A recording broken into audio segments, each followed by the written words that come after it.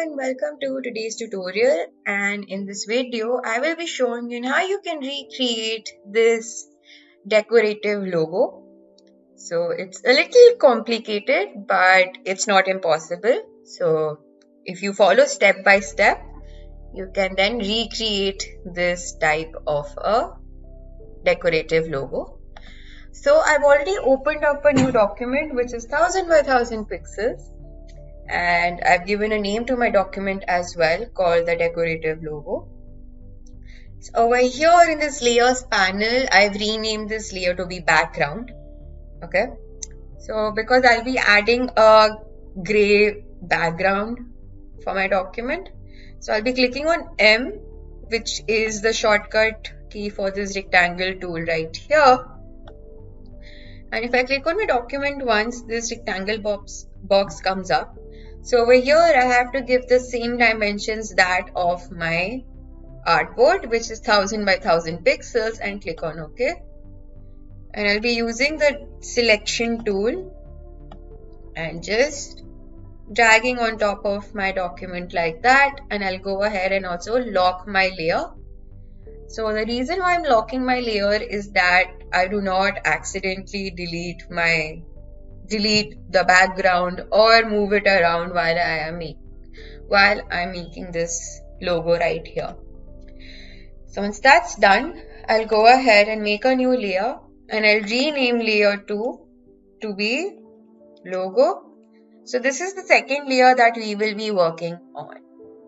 Okay, so now we're coming on to the main thing. I do not require the fill, but I do require the stroke to be there, and the stroke, which is the outline, I'll be using white, and I will be increasing the stroke weight as well, meaning how thick I want my outline to be. So I'll be sticking to 3 because the 1 point, which is by default, that's a little too thin for now. Okay, so the first thing I'm going to do is I'll make a line, come over here to the center of my document, click on Shift, and make one straight line going like that. So next thing I'm going to do is that I'll be creating some circles. So coming back here to this tool again, I'll be using the ellipse tool, and we'll be creating 4 circles for now. The first circle that I'll be creating, the dimensions of this circle, meaning the diameter, is going to be 200 pixels by 200 pixels. Like that. And I'll bring it here to the middle of my circle like this. And now for the other circles as well, I'll come back here to this ellipse tool again. And the second circle that we're going to create will have the diameter of 150 pixels by 150 pixels.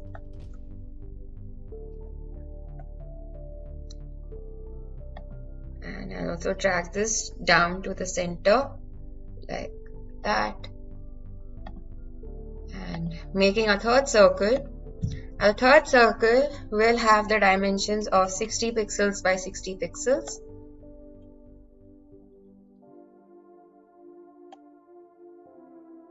And bring this to the middle as well. And the last circle that we're going to make will be really small, and the dimensions of this circle will be 10 pixels by 10 pixels.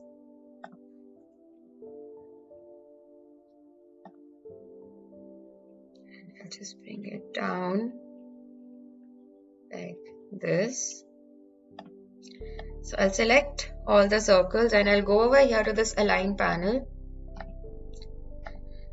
Click on the horizontal center align and vertical align center like that. And what I'm going to do is that I'll just shift this a little over here. Okay.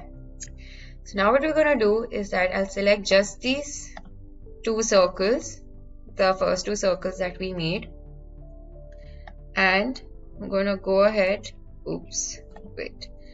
select these 2 circles by using the shift and the arrow keys, just bring them up like this. If I zoom in, you can see that it's interlocking. And I'll also select the line as well and bring it up to the center like this. Now I just want to make sure that it's not intersecting too much, like about here. It's just touching with the other circles like that. So I'll select these again, click on Alt to make a copy, and then just drag it down similarly like that.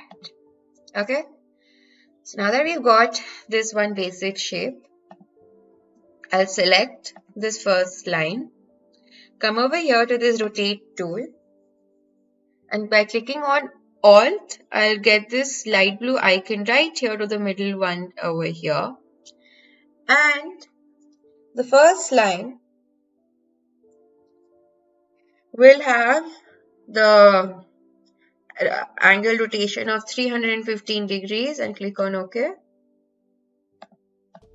Whereas this second one, I click on the rotate again, get this light blue icon in the middle by clicking on Alt like that, and this one will have the angle rotation of 45 degrees and OK. And as you can see that it makes a cross like this. Okay, so what I'm going to do is that I'll just select these two circles for now. Come back here to this rotate tool again. I'll zoom in, click on Alt and get it right here to the center of a crisscross like that, and give the dimension, give the rotation of 315 degrees and OK. But one problem that I did was that I have to also make a copy out of it. So 315 degrees, copy, oops, okay, wait, I'll do this again. So select these two, come over here to this rotation, get this middle portion, light blue icon over here, give the rotation angle to be 315 and click on copy. So now it becomes like this. Okay. So once that's made, what I'm going to do is that I'll be using this line segment tool. Make one line going over here and another line. Wait.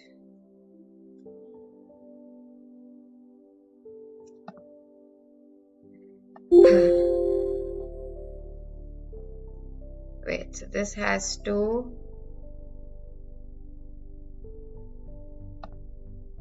okay, so now with the line segment tool, I'll make two slant lines like this and one going like this. Okay, so once that's done, I would just want to select these two lines for now.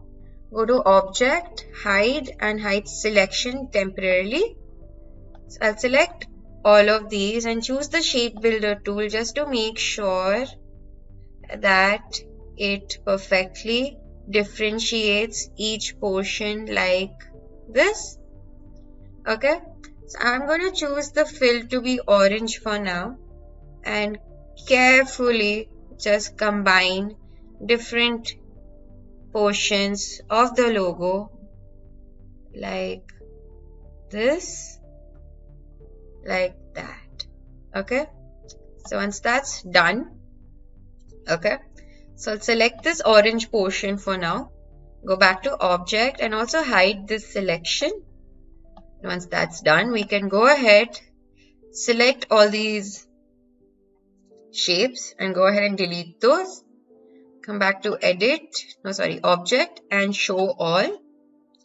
Okay, so I'll select this shape, come back here to this rotation tool, get the icon, this light blue icon right here. Click on Alt and get it here to the middle of a rotation over here. And as you can see, the angle is 315 degrees. I'll click on copy and we can go ahead and make different copies like that. And there you go. I can just go ahead and delete these lines as well. And as you can see, I've made a slight variation of this logo as well. So as you can see, it was intersecting like this, but instead of intersecting, it stops at the midpoint and it kind of makes like a flower decorative shape logo. So in case if you wanted it to be intersecting, you could have also just extended the lines while you were combining it initially with the shape builder tool. So once that's done, we can go ahead, select all of this, and I'll go ahead and delete the stroke, and I'll probably let the stroke be there itself. I mean, I'm really liking the stroke, and let the stroke be 4 like that. So once that's made, we can select all of them and go ahead and also scale this logo a little bit more bigger like that.